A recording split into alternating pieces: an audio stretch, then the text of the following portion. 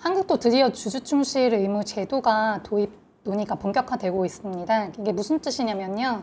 이결권이 없더라도 회사가 그 주주의 이익을 침해하지 않도록 법적으로 보호해주는 겁니다. 이 제도가 들어오면 지금까지 저평가돼 있던 구형 우선주가 리레이팅 될 수 있겠죠. 왜냐하면 추가 배당 1%는 그대로 받고 법적 보호까지 받기 때문에 네. 추가 할인 이유가 사라지기 때문입니다. 그래서 투자자 입장에서는 본주가 오르는 것도 기대를 할 수 있고 우선주도 따라 오르면서 일종의 레버리지 효과를 누릴 수 있게 되겠죠. 말씀을 쭉 들어보니까 그동안은 아픈 손가락이었는데 법이 바뀌면 이 배당에 하는 부분이 늘어나니까 오히려 훨씬 더 메리트가 생긴다라는 말씀으로 들리는데 이 가져온 장표를 쭉 보니까 뭐 삼성전자 우선주, LG화학 우선주, SK케미칼 우선주 쭉 있잖아요. 네. 이거는 그래도 우선주 중에서 우리가 주목해야 될 그런 우선주라고 가져오신 건가요? 그렇죠. 우선 그 종목들을 언급드린 이유는 네. 어쨌든 우선주 자체가 유동성이 워낙 떨어지기 때문에 조금 유동성 위험도 있는 부분이 있잖아요. 그래서 이왕이면 우선주를 선택할 때도 조금 거래량이 많고 좀 큰 주식, 대기업의 우량 주식으로 선택하는 게 좋을 것 같고요. 그리고 지배구조에서 압력이 좀 높은 게 대기업이기 때문에 우선주 재평가는 가능성이 크다고 보고 있습니다.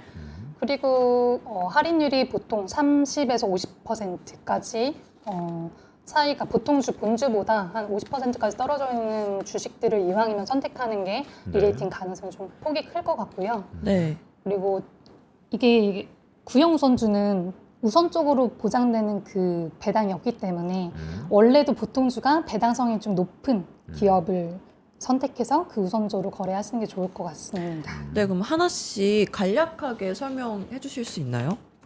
네, 간략하게 말씀드리면 삼성전자 우선주는 뭐 저희 대표적인 주식이고 배당 성향이 일단 조금 강하고 2018년 이후에 주주 환원을 강화시켰고 뭐 연간 20조 규모로 해서 배당이나 자사주 조각을 진행하고 있었습니다.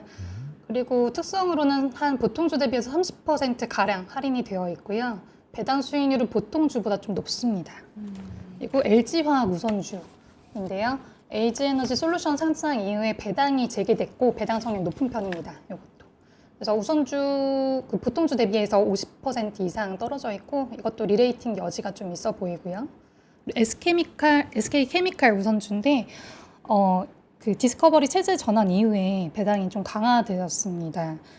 그리고 좀 할인폭이 큰데요. 보통주 대비해서 60% 할인이 되어 있고 주가 할인폭이 가장 큰 것 같은데요? 60% 할인돼 있어요? 네, 오, 깜짝 놀랐네. 네, 주가 한번 확인을 해보시면요. 네, 그러네. 오늘자로도 SK케미칼 우선주. 본주가 63,200원이고요. 네. SK케미칼 우선주는 26,800원입니다. 그러니까 이 과거 게리 스프레드를 한번 봐야겠는데 평균에 비해서도 떨어져 있는 건지 아니면 평균만큼 디스카운트 받아 있는 건지가 좀 궁금하네요. 네. 그리고 어쨌든 네. 그리고 뭐 이것도 대표적으로 현대차 우선주는 이제 96년 상법 개정 이전에 발행했던 구형 우선주고요. 이것도 한 30% 정도 저평가되어 있는 편입니다. 그래서 현대차는 여전히 배당 성향 높여가는 중이라서 뭐 특히 전기차 투자랑 동시에 배당 정책 강화를 하고 있고 지배구조 개편 논의는 꾸준히 하고 있어서 우선주 정리 이벤트가 발생할 가능성이 좀 크다고 보고 있습니다. 네, 그럼 실제로 어떤 방식으로 포트폴리오에 반영을 할 수 있을까요? 네. 이런 우선주들을 네. 뭐 각각에 투자하는 것도 하나의 방법이겠지만 그래도 이렇게 보통주와의 맞아요. 괴리가 꽤 큰데 어떻게 담는 방법이 좀 나이스한 게 있습니까? 일단 좀 전에 몇 종목 보여드리면서 얘기 드렸던 것처럼 리레이팅 종목을 좀 잘 체크하는 게 중요할 것 같은데요. 특정 대기업 우선주 그리고 본주가 저평가되어 있었던 이제 본주의 상승을 기대할 수 있는 거, 제도 개선을 기대하면서 복합적 리레이팅을 기대할 수 있는 건데 어쨌든 싸 보인다는 이유만으로 접근하시면 좀 안 될 것 같고요. 그 구형 우선주는 어쨌든 보통주 대비해서 1% 추가 배당 규정이 붙어 있는 경우가 많습니다.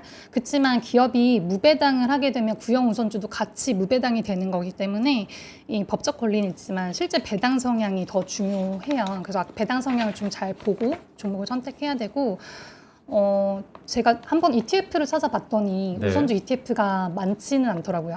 우선주를 담은 ETF들이 있는데 이 구형 우선주만 모아둔 ETF는 따로 없어서 근데 보니까 좀 이제 이거는 개별 종목으로 들고 가시는 것도 좋지 않을까. 하지만 한 포트폴리오 전체에서 한 10% 정도, 10에서 20% 정도 비중을 담아 가시는 게 앞으로의 그 저희 주주 충실임을 강화되는 시장에서 좀 유리한 포트폴리오가 될 것 같습니다. ETF가 없어요? ETF가 구형 우선주만 담은 게? 구형 우선주만 담은 ETF는 지금 없습니다. 제가 이유가- 확인한 바로는. 네, 이유가 왜 그럴까? 보통 ETF를 하려면 전반적으로 거래량도 있어야 되고 벤치마크도 있어야 되고 또 ETF가 출시되는 여러 가지 제반 요건들이 있잖아요.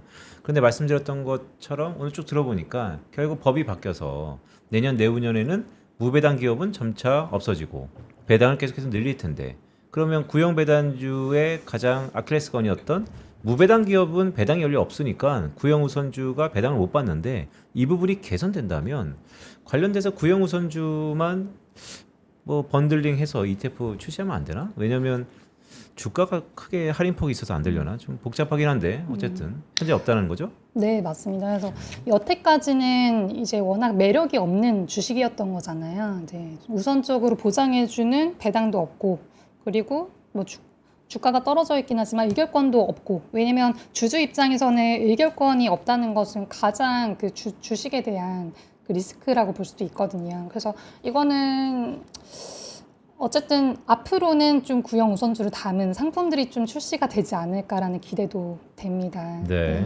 그래서 어쨌든 상법 개정안에 따라서 자사주 소각이 의무화가 되면 발행 주식 수를 좀 줄이는 방향으로 갈 것이고 그렇게 되면 전체 발행 주식에서 우선주는 25%까지만 발행을 해야 되거든요. 네. 그러다 보니 우선주가 소각 대상이 될 수도 있어서 이런 것들을 앞으로 차츰차츰 기대할 수 있지 않을까 싶습니다.